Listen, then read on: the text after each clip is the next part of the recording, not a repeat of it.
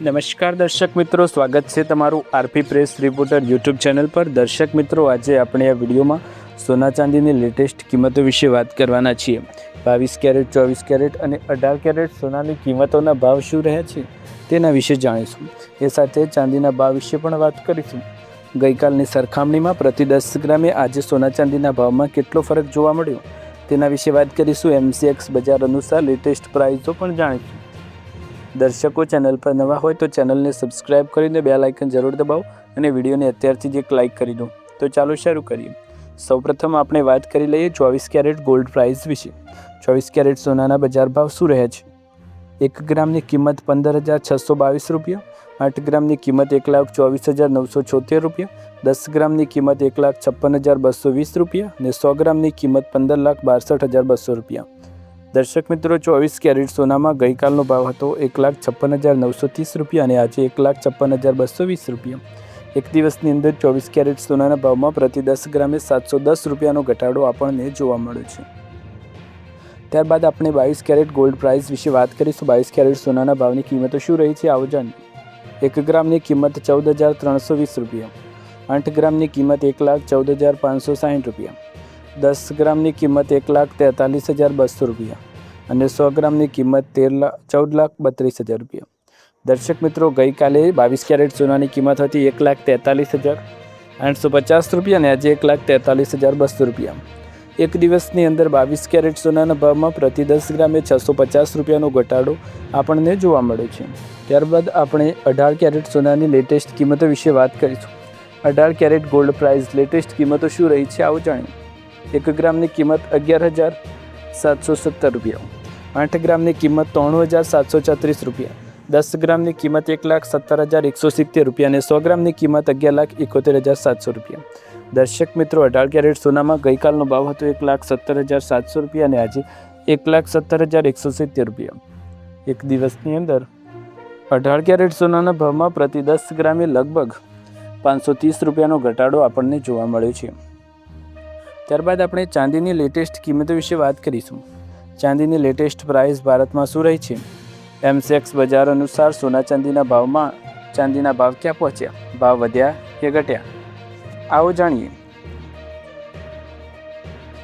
ચાંદીની કિંમતો: 1 ગ્રામની કિંમત 290 રૂપિયા, 8 ગ્રામની કિંમત 2320 રૂપિયા, 10 ગ્રામની કિંમત 2900 રૂપિયા, 100 ગ્રામની કિંમત 29,000 રૂપિયા અને 1 કિલોગ્રામની કિંમત 2,90,000 રૂપિયા। દર્શક મિત્રો, ચાંદીનો ગઈકાલનો ભાવ હતો 2,80,000 રૂપિયા અને આજે 2,90,000 રૂપિયા। એક દિવસની અંદર ચાંદીના ભાવમાં પ્રતિ કિલોએ લગભગ 10,000 રૂપિયાનો વધારો આપણને જોવા મળે છે। ત્યારબાદના ફાઇનાન્શિયલ અને લેટેસ્ટ સમાચાર ઉપર એક નજર કરીએ તો સિલ્વર ઇમ્પોર્ટ ક્રેકડાઉન, ચાંદીની આયાત પર લગાવાઈ કડક શરતો, ભાવમાં તેજી આવશે જ આવશે। કેન્દ્ર સરકારે ચાંદીની આયાત પર નવા પ્રતિબંધો લગાવતા હવે બજારમાં ચાંદીની સપ્લાય પર અસર થવાની શક્યતા વધી છે। નિષ્ણાતો માને છે કે આવનાર દિવસોમાં ચાંદીના ભાવમાં નોંધપાત્ર વધારો થઈ શકે છે।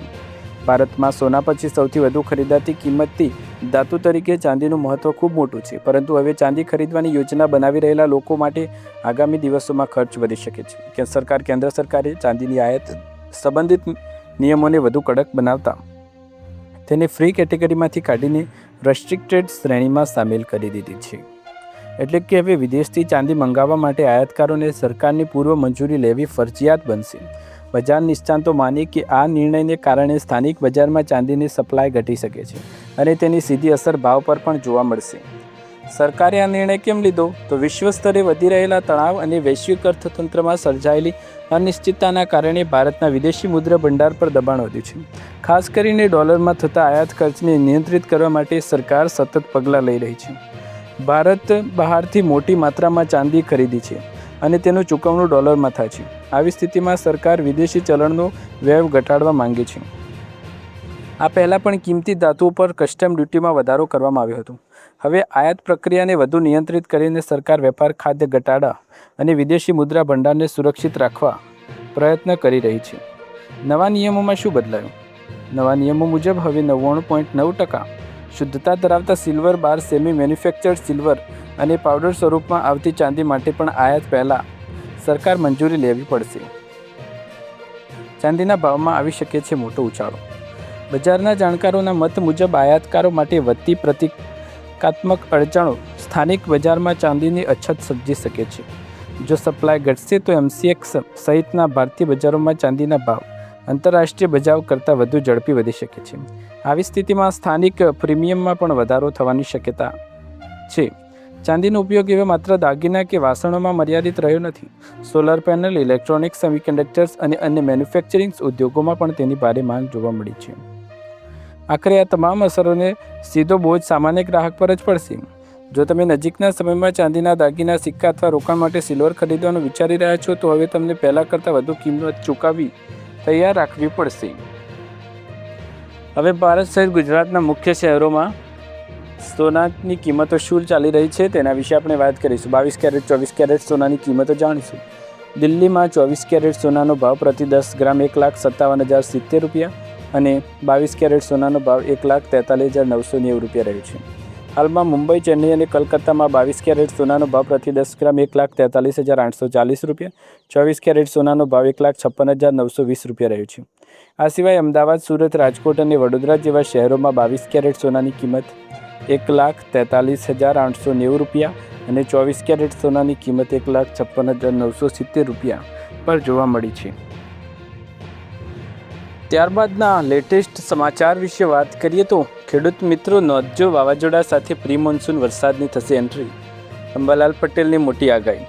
અંબાલાલ પટેલની આગાહી મુજબ 19થી 24 મે દરમિયાન ગુજરાતમાં પ્રી મોન્સૂન વરસાદની શક્યતા છે, જેમાં દક્ષિણ ગુજરાત અને સૌરાષ્ટ્રના ભાગોમાં સારો વરસાદ પડી શકે છે.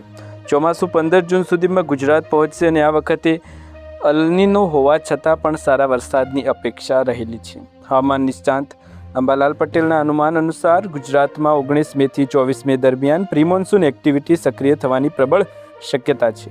બંગાળની ખાડી અને અરબ સમુદ્રમાંથી આવતા ભેજવાળા પવનોના કારણે રાજ્યના વિવિધ ભાગોમાં વરસાદી માહોલ જોવા મળી શકે છે. પ્રી મોન્સૂન એક્ટિવિટી સક્રિય. દક્ષિણ ગુજરાત. આ સમયગાળા દરમિયાન દક્ષિણ ગુજરાતના વિસ્તારોમાં ભારે વરસાદ પડી શકે છે, જ્યાં 2 ઇંચથી વધુ વરસાદ થવાની શક્યતા છે. સૌરાષ્ટ્ર અને મધ્ય ગુજરાતના ભાગોમાં પણ વરસાદી ઝાપટા પડી શકે છે. ખાસ કરીને દક્ષિણ સૌરાષ્ટ્ર, પશ્ચિમ સૌરાષ્ટ્ર અને તેની આસપાસના વિસ્તારોમાં છૂટોછવાયો વરસાદ થશે, જેનું પ્રમાણ 1 ઇંચ કે તેનાથી ઓછું અથવા વધુ હોઈ શકે છે. ગુજરાતના કેટલાક ભાગોમાં પ્રી મોન્સૂન એક્ટિવિટી દરમિયાન 50 કિલોમીટર જેટલો ઝડપી પવન પણ ફૂંકાઈ શકે છે. વાવાઝોડું અને પવન. ચોમાસું 2026 ક્યારે બેસશે ને કેવું રહેશે? અંબાલાલ પટેલના ચાલુ વર્ષના ચોમાસાને લઈને રાહત આપનાર સમાચાર સામે આવે છે. વૈશ્વિક સ્તરે અલનીનો અસર હોવા છતાં આ વર્ષે ગુજરાતમાં ચોમાસું એકંદરે સારું રહેવાનું અનુમાન લગાવવામાં આવ્યું છે. મુંબઈ અને ગુજરાત, કેરળ બાદ ચોમાસું આગળ વધીને 10 જૂન સુધી મુંબઈ અને 15 જૂન સુધીમાં ગુજરાત પર દસ્તક દે તેવી સંભાવના છે.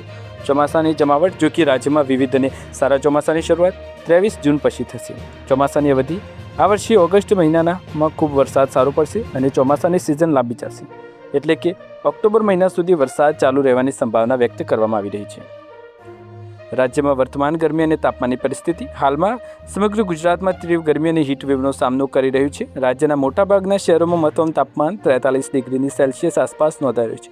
તાજેતરના તાપમાનમાં આંકડા ખૂબ જ વધારે છે. દર્શક મિત્રો, આ હતા મહત્વના સમાચાર. તમને વિડીયો પસંદ આવે તો લાઇક, શેર, કમેન્ટ કરો. ચેનલ પર નવા હોય તો સબસ્ક્રાઇબ કરો. ફરી એકવાર નવા વિડીયોમાં નવા સમાચાર, નવા ભાવ સાથે મળીશું.